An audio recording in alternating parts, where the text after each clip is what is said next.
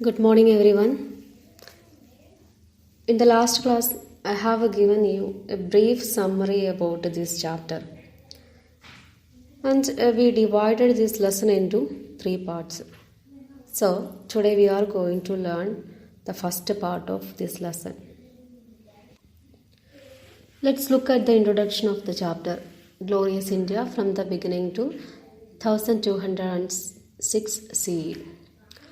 Until 1206, the culture and history of India was great and glorious. You may be thinking, what happened to glorious India after 1206, right? We will learn about that in the next chapter, India during the period of struggle 1206 CE to 1858 CE. Okay. Have a question. What has made India a glorious India? Or how India was a glorious India?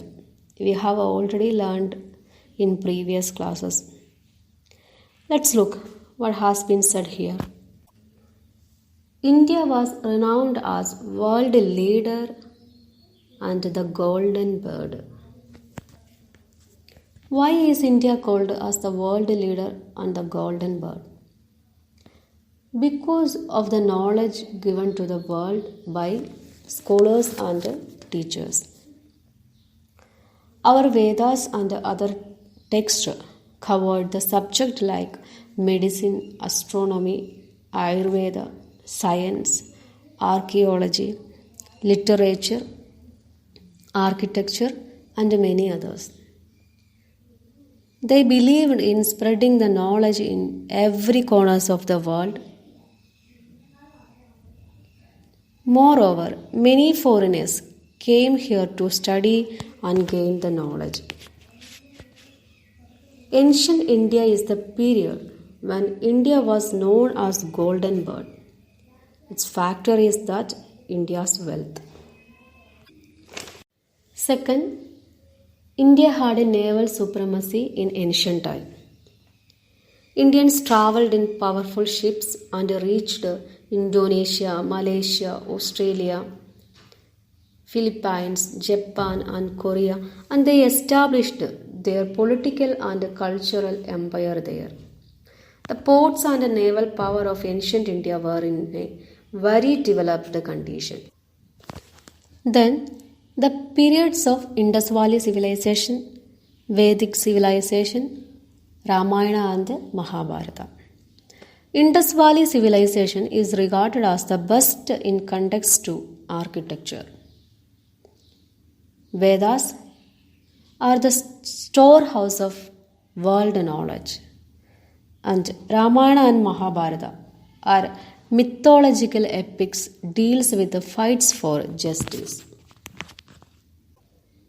Then, usage of iron in India. Iron was widely used in India. The technique of using iron changed the lifestyle of people in a significant manner. Development of agriculture, industries, trade and commerce resulted in the decline of the ancient tribal system, and it strengthened the settlement so that Janapadas formed. Then the Janapadas replaced by Mahajanapadas. These are the reason why India is called a glorious India. I already said that we have divided this period into three parts. The first of these is Mahajanapada period. The Mahajanapada period is approximately BC 600 to BCE 325. What are Mahajanapadas? The large and powerful independent states in 6th century BCE in North India is called Mahajanapadas. According to the Buddhist text Aguttar Nike, 16 Mahajanapadas existed at that time. These are the 16 Mahajanapadas and their capital and with their current location. The first, Kashi. Kashi was the most powerful Mahajanavada before the time of the Buddha. Varanasi was its capital. Kashi was in the constant conflict with the other kingdoms. The neighboring kingdoms were trying to annex Kashi, though Kosala defeated Kashi, later annexed it. This Mahajanavada was situated in the present Benares region. Second, Kuru. Kuru kingdom was a monarchical state. Indraprastha, and it is also known as Hastinapur, was its capital. It was situated in the present Meerut and South Haryana.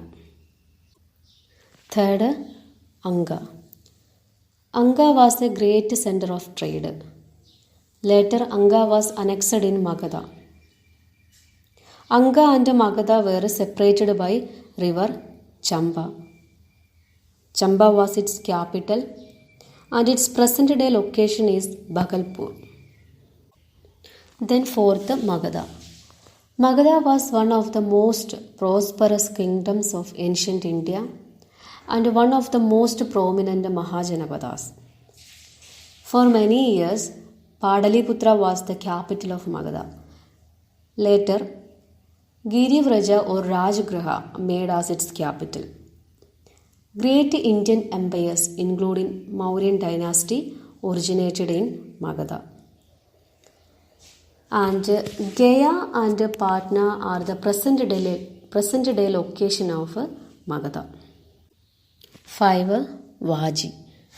Vaji was one of the most prominent Mahajanavadas of ancient India.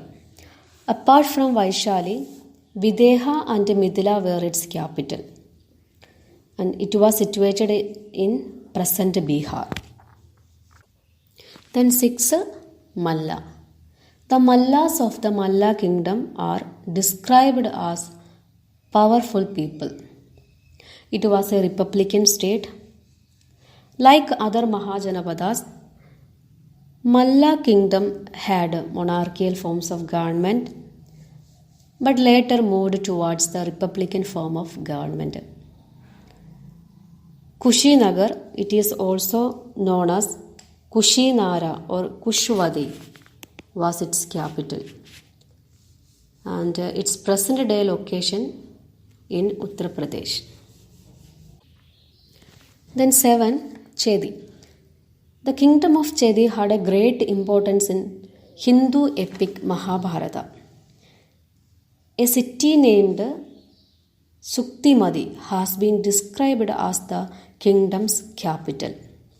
It was situated in present Jaipur. 8. Vatsa.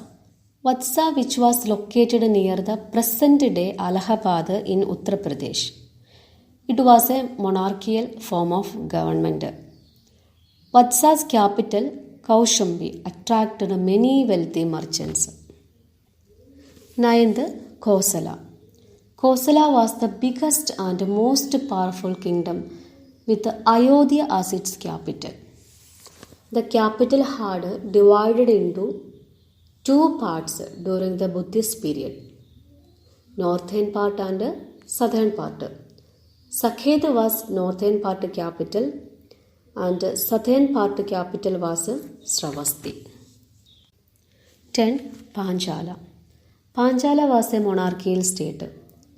It was divided into 2 parts, Uttara Panchala and Dakshina Panchala. So it had 2 capitals. The capital of northern Panchala was Ahichatra and the southern Panchala was Kambilya. 11. Matsya. Matsya kingdom was founded by an Indo-Aryan tribe of Vedic age. Viradnagar, present day Bhairath, which was its capital. 12. Shurasena. Shurasena was a prominent kingdom. Mathura, was known as a city where worshipping Krishna was considered prominent, the capital of Shurasena. In Greek language, Shurasena called Shurasenai and Mathura called Methora. It was situated in present western Uttar Pradesh. 13. Ashmaga or Asaga. Ashmaga described as one of the 16 Mahajanapada as in an ancient Buddhist text. Pathana or Patheli, which was its capital, and it was situated in the bank of river Godavari. 14. Avanti. Avanti separated into two parts, North Avanti and South Avanti. Ujjaini was the capital of northern Avanti and Mahishmati was the capital of southern Avanti. Avanti was a great monarchy. It is surrounding present Malwa and Madhya Pradesh. 15. Gandhara. Gandhara was a huge kingdom. Its capital was Takshila, renowned as the center of learning, Takshila University. Scholars came to the university all over the world to get great knowledge. It was situated in present Rawalpindi. 16. Cambodia. Cambodia was a republican state. Rajpur or Hadak was its capital. It was situated in present Kashmir and Hindu Kush. These are the 16 Mahajanapadas existed in North India in the 6th century BCE. Next, the two types of states which were present in 16 Mahajanapadas, the monarchies and republics. Is there any difference between monarchies and republics? Yes, both are different forms of government. Monarchies are a form of government ruled by king or queen, while republic is a form of government in which a state is ruled by representatives of the citizen body. Okay, these are the most powerful monarchies of Mahajanapadas, and these are the republics of Mahajanapadas. Here is a map. With the help of this map, you should find out the major Mahajanapadas and its location. Okay, today we have discussed about the most powerful 16 Mahajanapadas in 6th century, and I gave a brief information about all Mahajanapadas.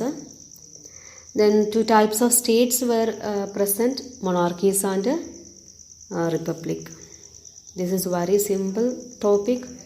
So these are your questions. Name the 16 Mahajanapadas. Name the republic mentioned in Mahajanapadas. Write a short note about Mahajanapadas. Thank you everyone. See you in next video.